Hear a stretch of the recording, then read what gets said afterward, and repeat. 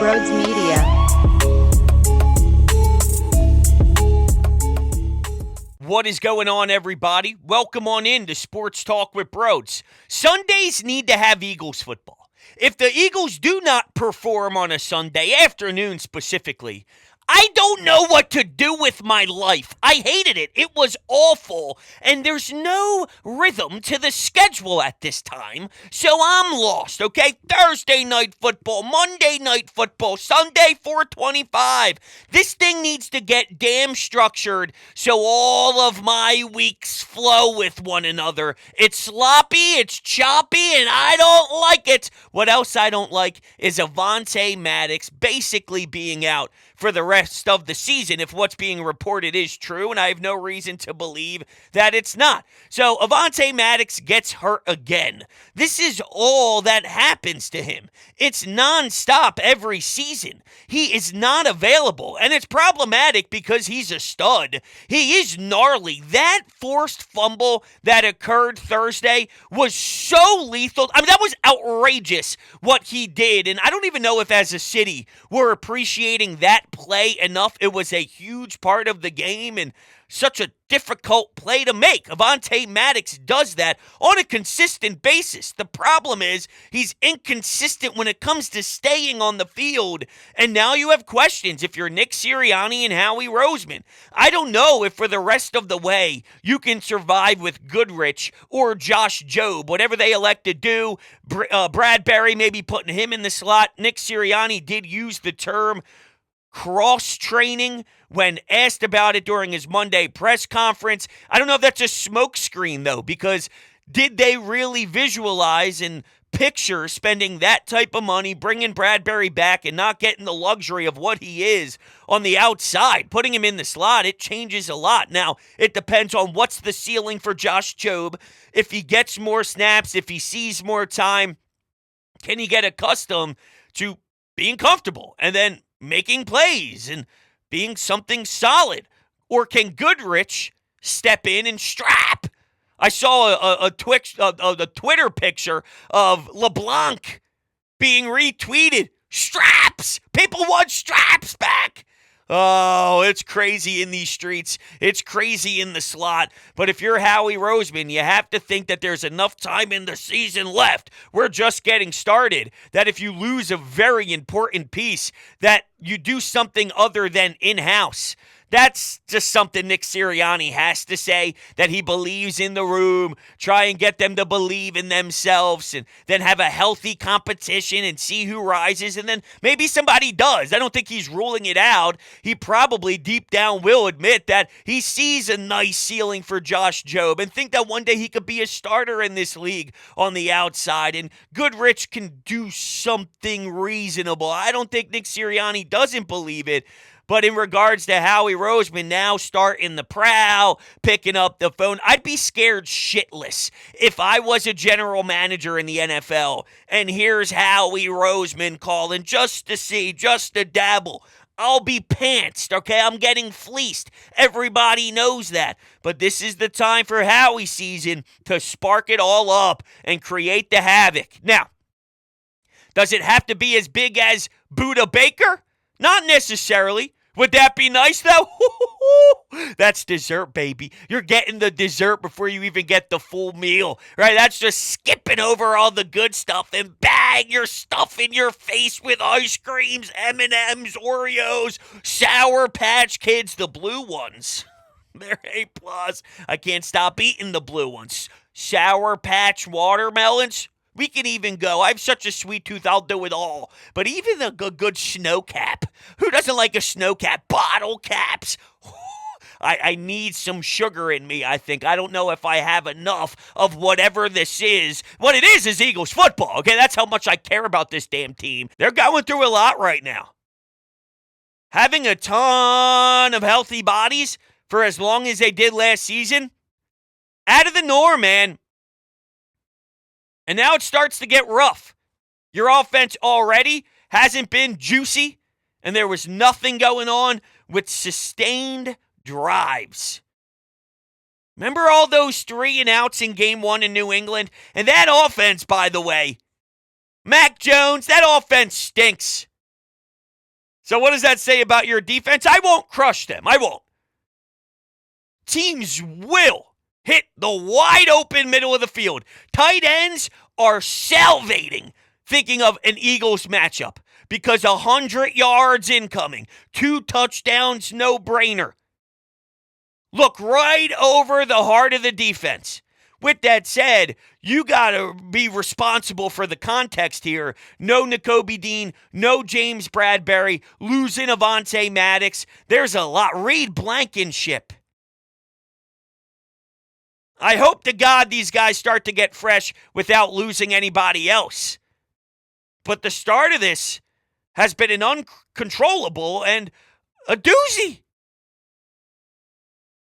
We got to dig deep. Now, I asked this question on Twitter for my in or outs. And it was, you're happy with where the Eagles are after 2 weeks. I wonder if you're going to be surprised by this answer. I guess this is what I projected. Because I know there's a lot of you out there who are pissed off. 68% of people are happy with being 2-0, undefeated. Did you watch the Kansas City Chiefs? Sure, they won. That was a slop fest against the one, the only Doug Peterson and Trevor Lawrence. That means 32% of Eagles fans are not satisfied. How can you not be satisfied? Being satisfied in the moment, looking at the 2-0 record, knowing how early of a stage it is in this long, long process. Nobody's claiming they don't have to improve. Nobody's completely thrilled with their offense. There has to be another element. Jalen Hurts needs to do more. The offensive line can get better. Your defensive line, Jordan Davis, I think there's certain snaps where I think it's Jalen Carter. Think about that. Think about the moves that he's making. Think about the jump and the growth for Jordan Davis, where once in a blue moon I say, oh, Jalen Carter, Jordan Davis. Getting sacks? Doing more than swallowing the run game? Anyway, more importantly, take a deep breath. Enjoy what we're witnessing because it's a team figuring itself out while also looking better than a lot of the other teams. It's a damn good team. We're now in the category of we know we're so good. We know we have such special leaders in the locker room. We watch differently. And it can get awful. It can get ugly if you let that view take over. I'm just looking out for everyone. I love you. I love the people. I'm a man of the people. This is a show of the people. I'm here for the people. That's why we do this every day. The people. The people. Okay? It's not me, the people. This isn't the way I use therapy to get out all my anxiety, all my nerves when I'm watching my teams compete. No. It's for you, the man of the people. Yo. Don't overreact. Enjoy it. Embrace it. Don't start worrying about the Cowboys. They're already starting to run their mouth a little bit. At the same time, though, there's a lot of Cowboys fans with their guard up because they don't have belief in the quarterback. While we know that Jalen Hurts is great, and I still mean that. Team studied. They did the time. They studied the tape, and they really got into the book of Jalen Hurts. Why? Because if you don't, he'll take the league over like he did last year. That's how highly regarded he is around the league, where teams monitored that and went heavy and abused the tape, trying to get as much information as possible. And you know what? The fact that Todd Bowles, an undefeated Tampa Bay Buccaneers team, is what's next, I love it. Because if you remember, the playoff game before last season's postseason run, when they lost in Tampa Bay, it was Todd Bowles daring Jalen Hurts to go left, and he had no way in hell of doing it. They took advantage of his deficiencies and attacked it, and that game got blown out, and we hated it.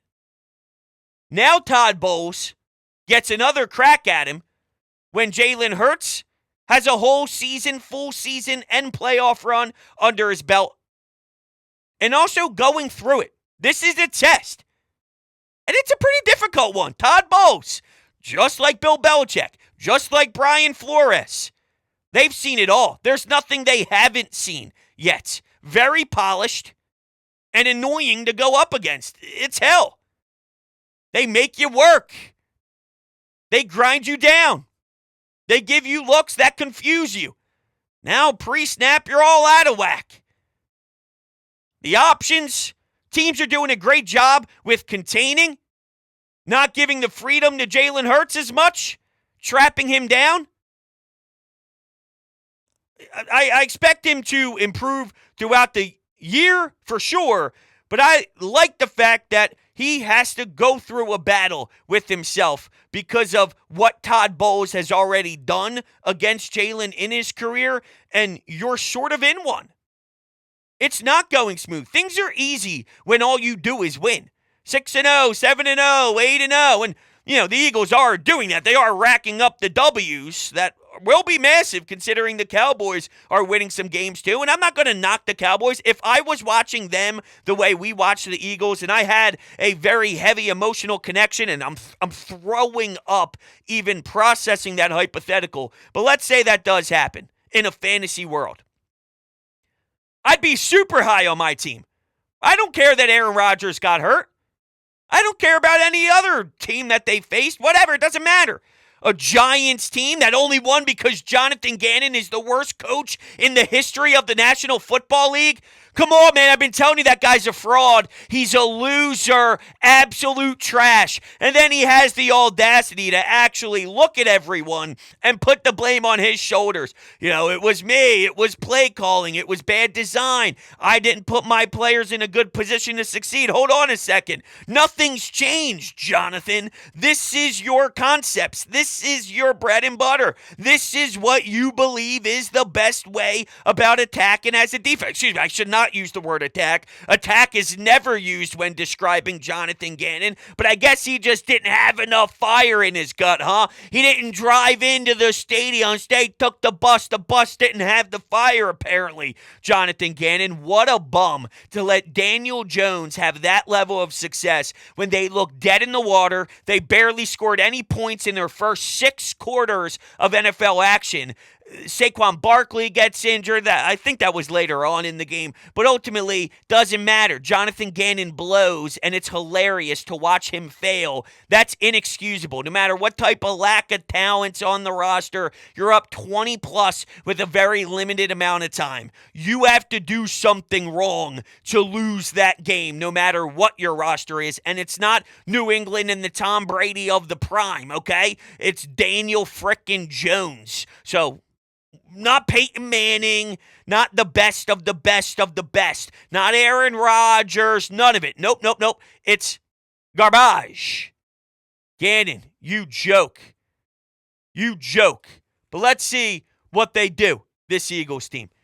And I'll tell you what I do. I make money all the damn time. Why? Because of my bookie, the presenting sponsor here at Sports Talk with Bros.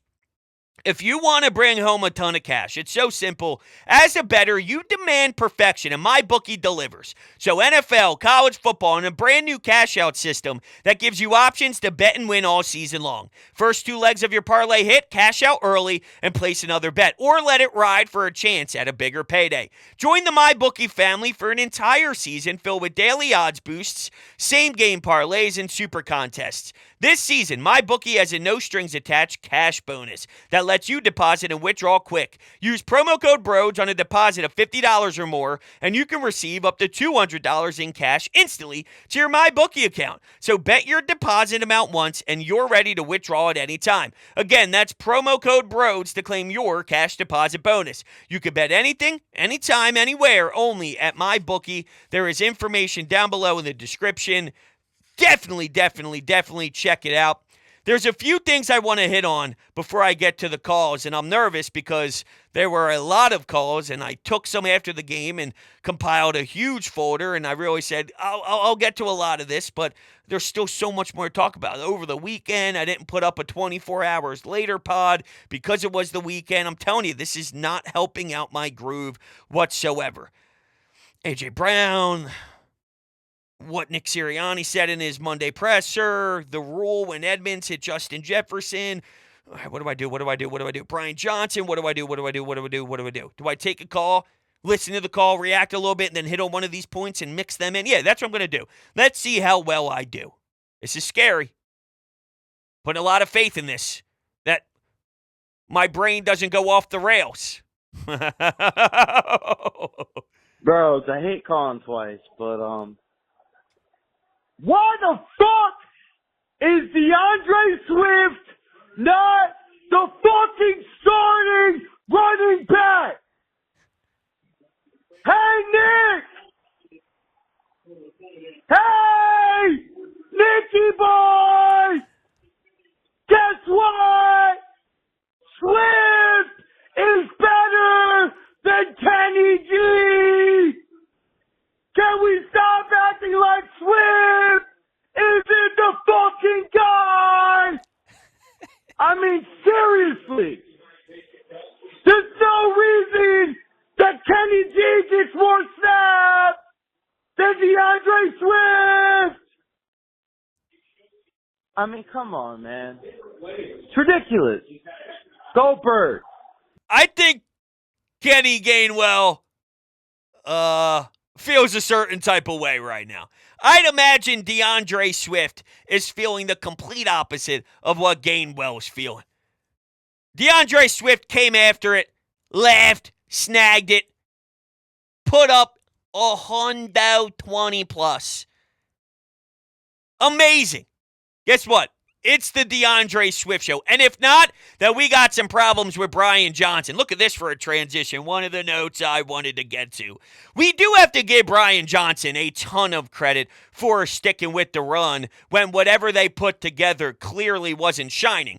Now, is it concerning that they spent all week long gathering data, seeing film, looking at what they want to do as a football team because they are disgruntled with what happened week one? Three and outs. Do you want to relive that? I don't want to do that to you. Remember, there's a show of the people. I'm a man of the people. Let's not do that to the people. So I don't want to relive what makes us sick. Three and out. They spent hours, countless hours, arriving to the NovaCare complex to put all of the pieces together, and it failed just like that. In the beginning of the game, boom. Didn't have any life. So is that more problematic than on their toes, on the sidelines, something magical occurred? And there are a ton of coaches that no doubt would find the pass-happy button again. Even if you're running for chunks and you're moving the chains. 7 yards, 8 yards, 6 yards. The offensive line, which we love. They're in one synergy. All in sync. It's easy for Brian Johnson to get pass happy because you're seeing success, and sometimes that success can go to your head and apply that to the pads and get, hey, we're rolling right now, baby. Let's see what you got, Hurts. And I guess in theory they did do that when A.J. Brown got mad. How about this for a second little transition? But with A.J. Brown, I'm not worried about it at all. I get why the media continues to ask about it because it wasn't good optically, and it was a bad visual. I just know because my whole life I did grow up playing with my best friend when we played travel hockey together before he took off and all that. And, man, a bond off the ice that's that deep, as far as and as deep as Jalen Hurts and A.J. Brown have as a friendship, that's not being broken because he's upset about the football game, about not having as many targets as he would like. And when Jalen Hurts did make those throws, Go back and watch how spectacular they are. That's another point of the game that maybe we lose sight with because the looking down from a 300-foot level talk is more about where we are right now. But those throws for the touchdown passes that got called back, whether it was Penny and the what was the other one that was called? I forget exactly what that was that brought back the other A.J. Brown touchdown. But really successful stuff from Jalen Hurts. There was good within the bad. And I think so far with both of these weeks, in the moment feels a lot different than 24, 48, 72 hours later. The vision and what I watched was definitely a lot more pure and a lot more positives when you give it time and analyze it more. But with A.J. Brown, it does suck because Dallas Goedert dealt with it differently week one. Devontae Smith last season didn't have the best week one and doesn't make a similar gesture on the sidelines. But then there's clips of him walking back to the locker room, pointing up to the crowd, and gave a gesture that when he was talking and yapping on the bench. I take that. That's my fault. I apologize. It sucks he didn't talk to the media that night and had Sirianni answer questions, lie about it, but answer questions about it. And same with Devontae Smith. Now he's standing in front of his locker, taking the time out of his night to have his teammates back, I guess. Maybe that's the way they look at it. Hey, don't worry about it. I got it. I know you're frustrated. I got you, dude. Now, Nick, he might have, not knowingly, took a jab at A.J. Brown because he said, good teams, it's not just about individual talent. Sometimes you have to sacrifice. Now, on a scale 1 to 10, this is a 2, so the meter's not really going that far. This happens, but you have to sacrifice if you want to reach the ultimate goal. And I'm like, oh, all right, Nick. Okay, Nick. Use the media, not afraid. I'm not too worried about it, though. Even DeAndre Swift in week 1, it wasn't his number being called show until it was. AJ, he'll be fine. And your friendship to that level, it's too deep for a week of football to blow it all up. Because we all have that friendship. We all have that one friend, maybe two friends if you're lucky, where it's that important to you. It's family. Touches in an NFL game won't break that bond. Okay, what's next? Bros, first get the W. It wasn't pretty, kind of like you predicted, but I see people just complaining nonstop about this team. And while there's definitely still things to clean up, and they are fortunate to have a mini-bye to work on some stuff, I thought that overall the Eagles played a better game than they did last week. I felt that the defense, you had backups all over the field to just 7 points in the first half. When it comes down to it, that was the game. And DeAndre Swift, man, what a monster game the Chiefs had. I want to become a Swiftie. Oh, going with the Swiftie joke. Not too shabby, my friend. Not too shabby. Okay, so the defense, you nailed it. You hit it right on the head. They were playing with slop. And that's why I'm concerned. Because you are losing so many bodies, if you have to play 3 more weeks with slop, can you survive weekly? I'm in the mindset of I can live with this and what we've been watching because it eventually changes, because it won't be like this forever. They have too much talent to collapse. They are a damn good football team. The passing game will thrive. My idea is we won't be in this predicament very long, and the fact that you're in it and winning, thank you very much. That's the positive. If it stays this way, and it very well may, if your defense is banged up and your linebacker's not there. Cunningham, I thought Cunningham played better in week 2. I think the team played better in week 2, which makes sense. Each snap, it's that much more important in regular season play until by week 5, week 6, week 7, your body's accustomed to all the hits. You have your routine, you have your schedule, and they might be dealing, all jokes aside, they might be dealing with something similar that I mentioned to start the show. Maybe they're confused right now, physically and mentally, with the time off, the short week, the extra day. It's not football yet. It's easier to deal with this when you're in the grind and you're already through the process more.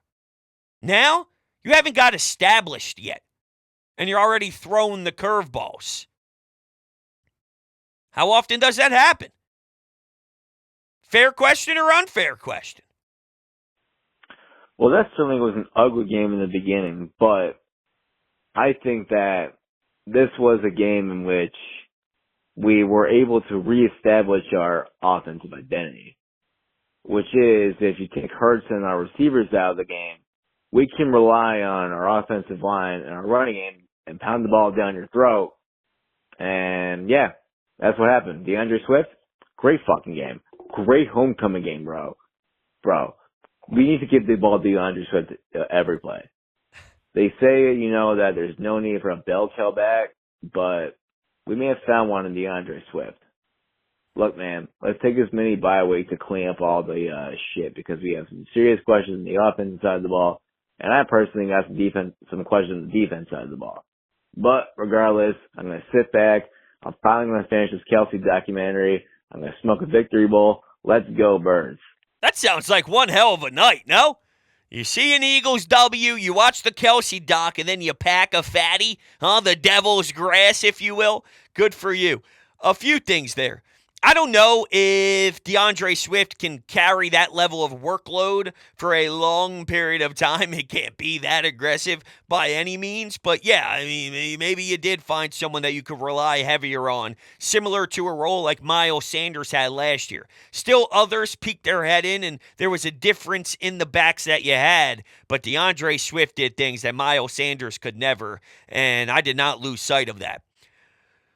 Nick Sirianni said something in the press conference that bothered me a little bit, and maybe this is more of a closing that could open up the door for another discussion. When discussing the offense, it was highlighted that they were taking what the defense was giving them. Seems pretty simple. Seems pretty obvious. Okay, what about that, Broads? While I get it, there's nothing wrong with that. You don't want to overdo things and overcomplicate it. If a play is there to be made at this level, pitch and catch, make stuff happen, put the ball in your playmaker's hands. If it's a slant, 6 yards, 7 yards, 8 yards, they run it for 15, all that stuff. It's great, right? With high-powered offenses, though, is it more about taking what the defense gives you or doing what you want and then the defense has to somehow try and stop you? Does that make sense? You want to overwhelm the competition with greatness. This roster has the ability to. That's not the way for every team. Some teams don't have it. The New England Patriots should take what is given to them. You can't force feed what's not there. When you have Devontae Smith and A.J. Brown and Dallas Goedert, this O-line, DeAndre Swift, Jalen Hurts, it should be less about what the other team gives you, and you apply the pressure to go kill. Am I being too harsh? Is that an unfair expectation? Should they sit back? That describes a poised, calm approach. And I have no issue with being poised. Jalen Hurts is poised the way he directs at the line of scrimmage and how slowed down everything looks as he's breaking the huddle and then walking towards Jason Kelsey. They play afraid, though, offensively. Timid. Does that quote describe the timid play calling by Brian Johnson? And does Nick Sirianni co-sign that? I'm aware that maybe I am reading too much into it, and that's just a cliche, standard coach speak. It didn't hit me right, though. And I sat on it for a few. He rambles a lot. Doesn't give you a lot to chew on. Of course, his brother ripped him apart for not going for 2. I knew he had to sneak in his family at some point, whether it's taco salad or the next thing. It's always going to pop up. He loves it. What I love, and I know this might, what's the quote? Ruffle a couple feathers? Is that it? I don't know. Sounds right to me.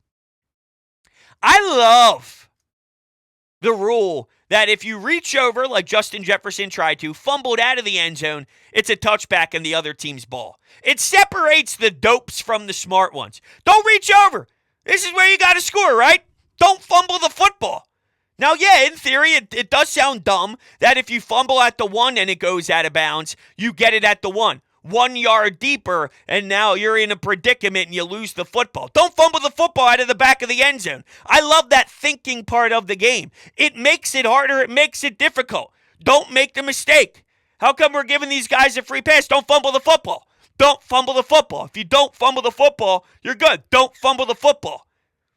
You're changing who should be to blame. Blame the player. Don't fumble the football. I love the rule. It's strange. The strangeness, though, adds an element that I love. How about that? All right. With that being said, that's where I'm at right now with this Eagles team. I love you guys all so much. We'll be talking soon. You know it. And I love you guys to death. Talk to you on the next one.